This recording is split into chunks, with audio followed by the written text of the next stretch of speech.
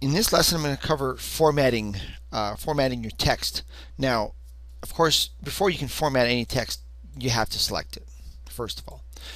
Next thing I want to talk about before I forget is it used to be that in this program, the font that you got was Times New Roman 12. Now, the font that you get is Calibri, and I don't even know if I'm saying that right, 11.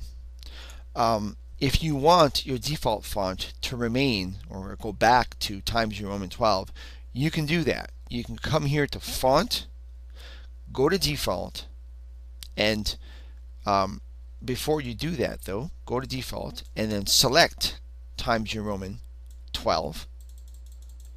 Because if that's what your company or yourself have been using for years, I don't know that you want to change over at this point. So you can go there and then hit Default, and it's going to ask you, this is what you're changing to, is this what you want? And you'd say yes, and then from now on your font, your default font, would once again be Times New Roman 12. This is a protocol issue that you're going to need to discuss within your company, because you want everybody sending out pretty much text or documents that look the same. Now, when you're wanting to work with fonts, it's right here on your main home ribbon. This whole area here deals with font, and they've added quite a few shortcuts to this to make it easier for you to do things. Now, what I like is right from this menu now, you have a preview. So it doesn't just give you the names of the fonts, but it gives you a preview. And if you can see in the background here, and you should take a look here, as I'm scrolling down, it's actually giving me a preview on my document as to what this is going to look like should I choose it. I really like that feature. I like that I can see it here, but I also like to see what it's going to look like should I choose it. Because in reality, when you're working on documents, you may not know ahead of time which font you're going to use. Some of it gets pretty creative, so it's nice to have an idea as you're going through. Also from this list is a list of recently used fonts. So fonts that you might have used in this document or even today. So I like that idea as well, especially for the fonts in this document, because you can go back and say, yeah, I want that one again. As far as sizes is concerned, so here I'm just going to choose something fancy. Sizes are here. You got all these predetermined sizes, but I don't want you to think that you're stuck with these, because you're not. If you wanted something even bigger than 72, you can actually type in this little window here. So I can type 100 if I wanted to. Okay, the key is don't forget to hit enter. So if I hit enter, bam, I've got 100, even though it was on their little list. So whatever font, if it's not on the list, if you wanted 13, you can type 13 and then hit enter, and you've got 13. You've also now got the ability to use this, grow by 1, right? So it goes to the next one on the list. The reason I like this is for posters, all right, especially, and even for this situation. I wanted to go as big as I could without going into 2 lines here. So I would reduce this by 1, and I know that that's as big as I can go for that line, and that's what I would choose. So in the past, these buttons were available. I would add them to my little buttons. I've actually added them to my own quick menu because I use those all the time for creative things. So I really like the addition of those two. I also really like the addition of this clear formatting. I know I've spoken to it in other lessons if you've watched the others, but it'll allow you to grab a whole bunch of text that you don't like the way it was formatted and just clear the formatting. Now I'll do it for this heading, and now I'm right back to my normal document. So I talk a lot about making it pretty. If somebody's made it pretty and it really isn't pretty at all, just select the whole thing, clear the formatting, and then apply whatever formatting you'd like yourself. It's a great new little feature. There are other little things that I want to cover. I get this question a lot. How can I go $1.99 and I want the 9s to be really, really small? That's called Superscript. So I would select the little 9s here, and it's not in the main menu, of course. Oh, wait a minute. It is in the main menu. They've added it. So it's right here. Superscript will give you this. So as you can see here, the 99 is small. Subscript does the opposite. It puts it down there, right? And I'll just get rid of that. You've got little strike through here. Okay. Again, you don't use that very often. If you're typing your own notes in school, let's say you're taking a course and you wanted to highlight an area, say, yeah, that's really, really important. Well, we've got a little highlighter here. You say, okay, so that's highlighted, and you can pick whatever color you want. We used to call selecting text highlighting.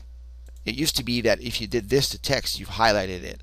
But we can't call it highlighting anymore. We call it selecting text because there's something called highlighting. This is font color, of course. If you want more items, just click on your font menu here. There aren't much more items here, to be honest. You've got a few maybe underlined styles, such as word only and the double wavy, that aren't on this underline list.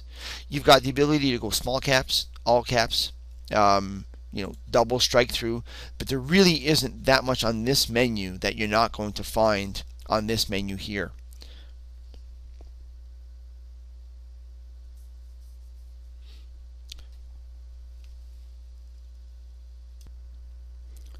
In this lesson, I want to talk about the Format Painter, one of the greatest little tools in all of Microsoft Office. Been using this for years. I know a lot of people don't even know it exists. I'm also going to talk about your F4 key or your repeat option in Microsoft Word.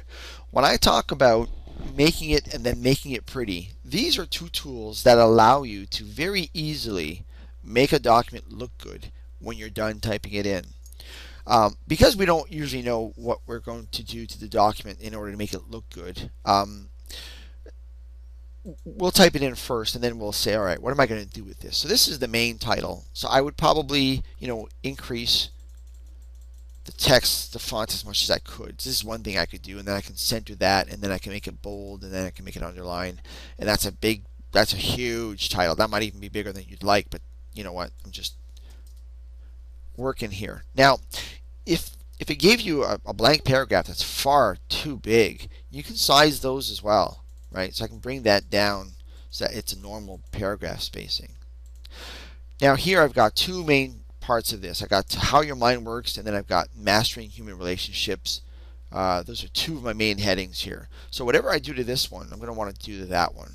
And a lot of times you don't really know what you want to do, right? So you'll experiment, and you'll maybe make a color and make it bold, and then you might say, okay, maybe an underline. I'm just making this stuff up as I go, really. All right. Then you might decide, no, it's going to be better if I just leave that black. All right. So now, and then you might mess with some fonts and say, oh, what's going to look good? All right, I'm going to go with Arial black.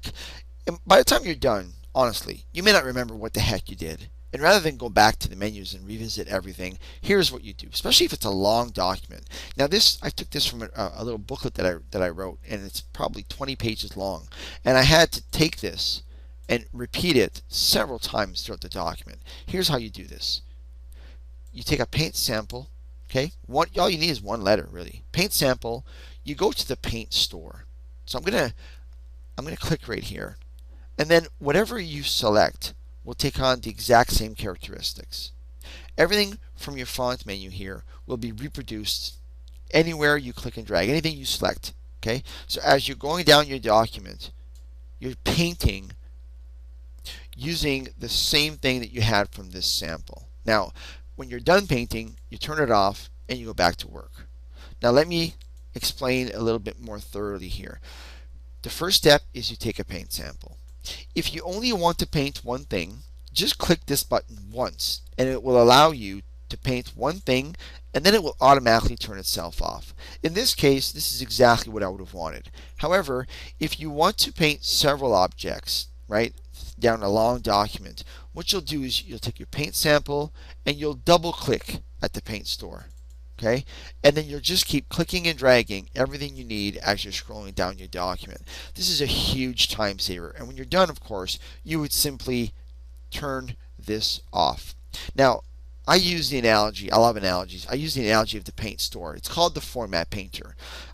And oddly enough, a lot of people think this is paste, because when they were kids, they did little gluing, they played with glue when they were in kindergarten, whatever, and the paste looked like this, right? So a lot of people confuse paste with the Format Painter, but don't confuse them. This is your paint store. So those are the steps to using your Format Painter. Now, you've got this tool called Repeat, actually. I've got the button up here because I use it all the time. And repeat means whatever I just did, do it again. So, if you insert a date and you want to insert another date, which is a terrible example. If I make something bold, this word bold, right? And then I want to make another word bold, I can select this and hit F4 and it will make it bold. So I'm just double clicking with my mouse, so I'm using both hands really. I'm selecting a word and then I'm hitting F4. So F4 is repeat, and which means whatever I just did, do it again. So you can use your format painter, but you can also use F4. We're going to learn other things such as indenting paragraphs. We're going to all kinds of stuff where you can use F4, even aligning your paragraphs. You know, if you decided that you wanted this centered, well, I can come down here now with my right hand, click in this, and with my left hand hit F4, and whatever I just did, it's doing again. So those are two tools, F4, which is repeat, and your format painter, that will allow you to go through a document that you've typed in, plain, left aligned, nothing fancy, but with those two tools, you can quickly and easily format your document in a professional, attractive manner in a much easier way than trying to do it as you're typing. That's really counterproductive, and I don't recommend it. There are more features coming, but those are two of my top 5 by far, F4 and the Format Painter.